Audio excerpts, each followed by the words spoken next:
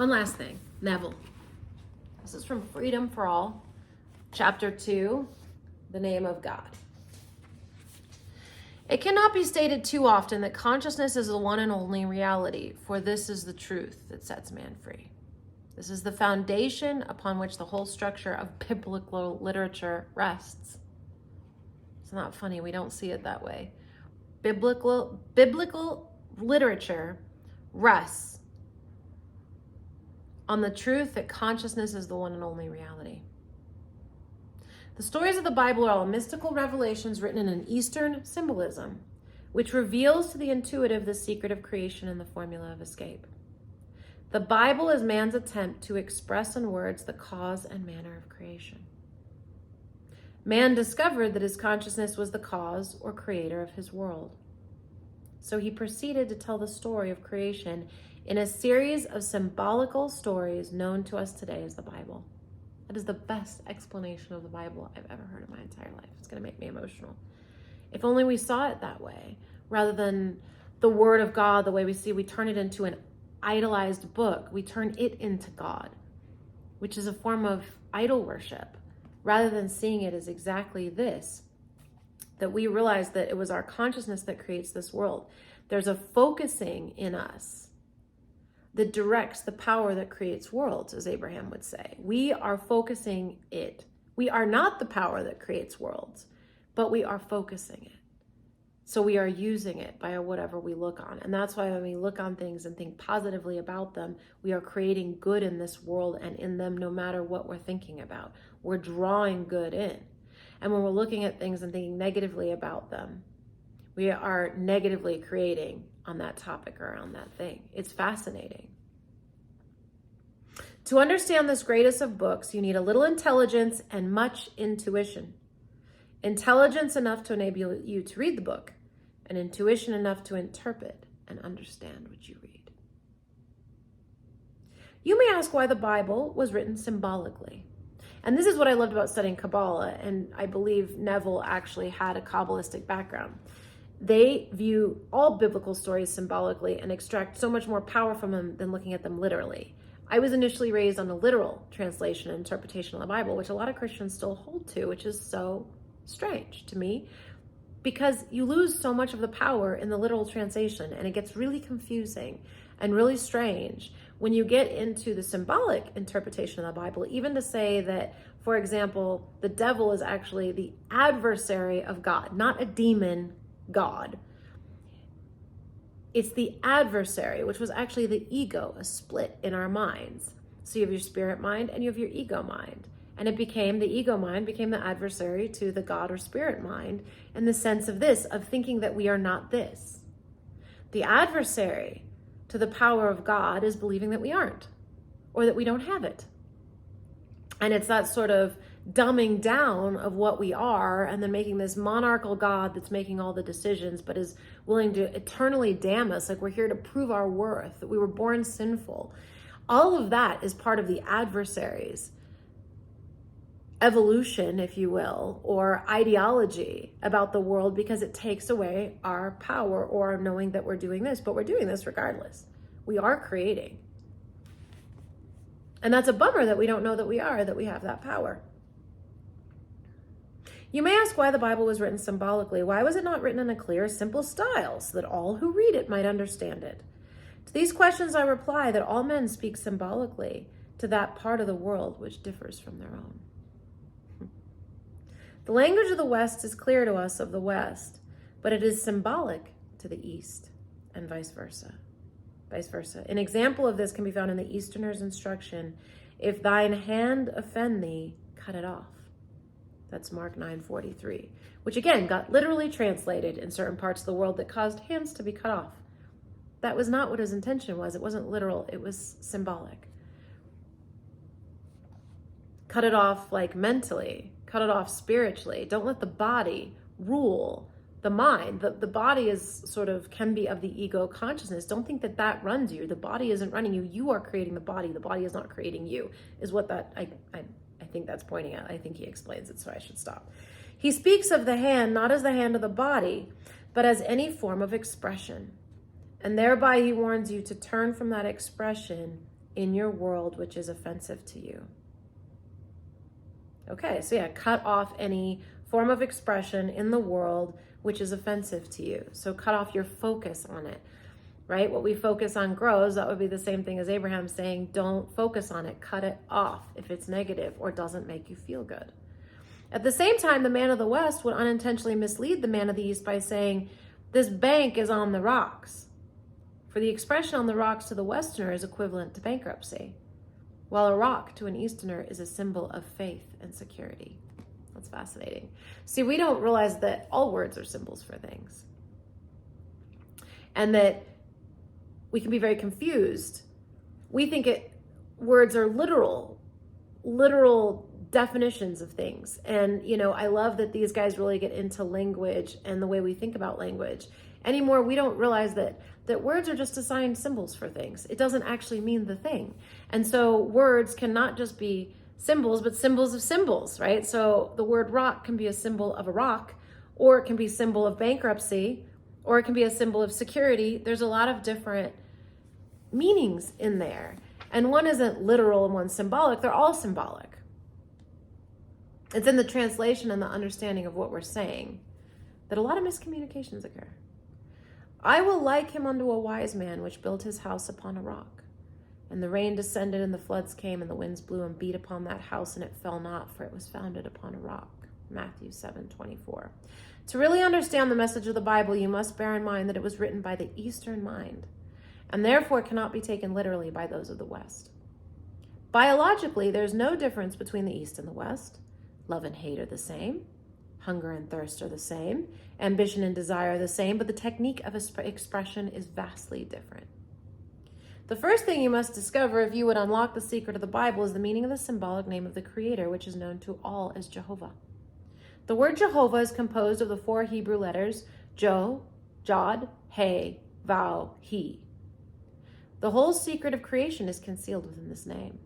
The first letter, Jod, represents the absolute state or consciousness unconditioned. This sense of undefined awareness, that all-inclusiveness out of which all creation or conditioned states of consciousness come. In the terminology of today, Jod is I am, or unconditioned consciousness. The second letter, He, represents the only begotten Son, a desire, an imaginary state.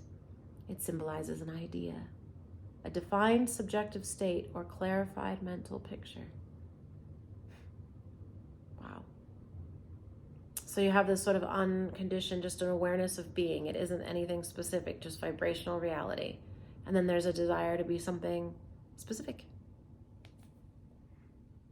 The third letter, Vav, symbolizes the act of unifying or joining the conceiver, Jod, the consciousness desiring, to the conception, He. The state desired so that the conceiver and the conception become one. Immaculate conception. Fixing a mental state, consciously defining yourself as the state desired, impressing upon yourself the fact that you are now that which you imagined or conceived as your objective, is the function of vow.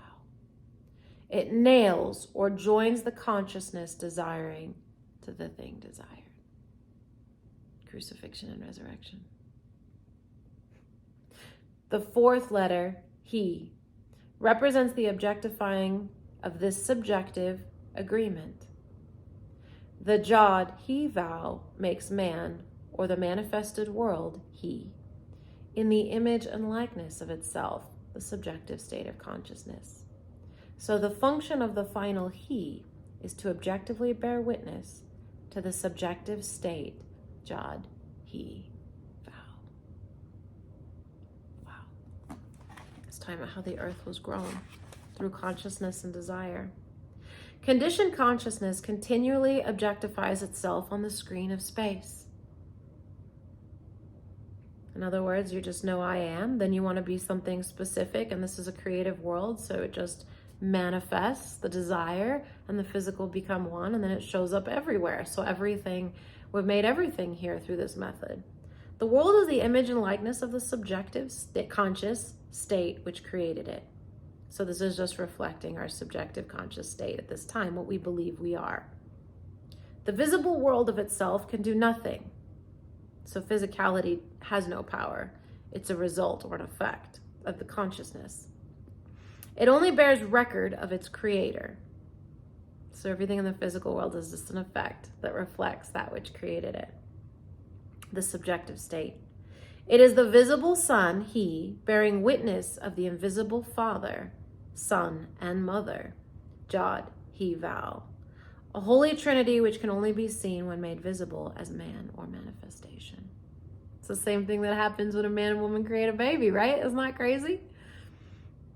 It's just, everything is a reflection of everything else. Everything is like a trickle down. You can only be the same as your creator. So the same creative process that created you in the spiritual is reflected in the physical.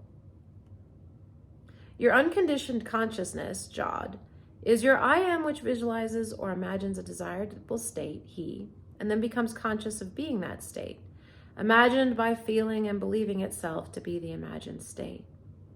The conscious union between you who desire and that which you desire to be is made possible through the vow or your capacity to feel and believe.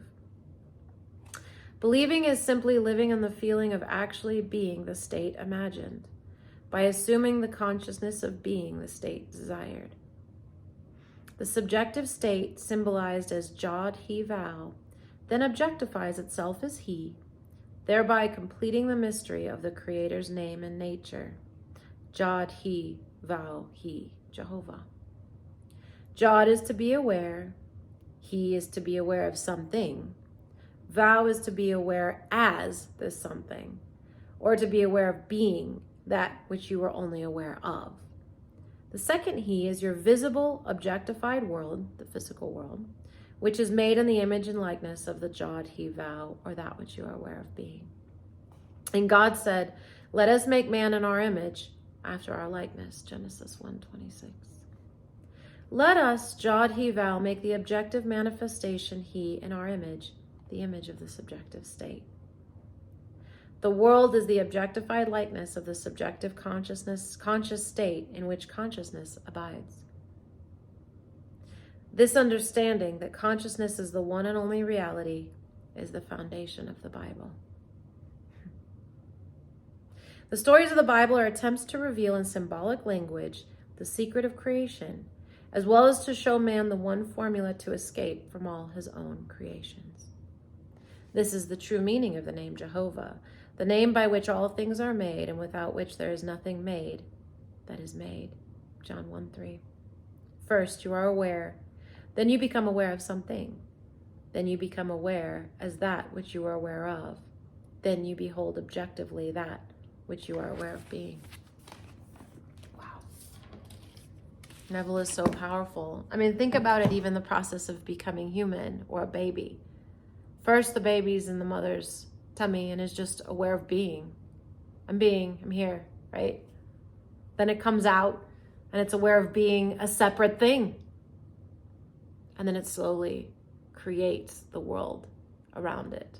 We think that it is being created, and then it is perceiving that which was created. We don't realize that this awakening process is, again, just representative of creation, that we're all part of this I am-ness, this just awareness of being, that then decides to play a game and wants to be something specific. We think about it, oh, I'm aware of something I want to be. And then soon I'm actually aware of being that thing in a physical environment. And everything around me is reflecting then that which I wanted to be, or I'm aware of what I am. The shift that needs to happen is getting from a place of realizing that the world is something that's created by you, and realizing that rather than thinking it just is what it is, becoming that powerful creator in your life to say, what do I want it to be? Because I'm already making it anyway. So how can I infuse myself with this kind of power and faith to realize that I have the power to make it be a reflection of the most beautiful, unconditional love, flourishing abundance, all the things that I really deeply want. Be well.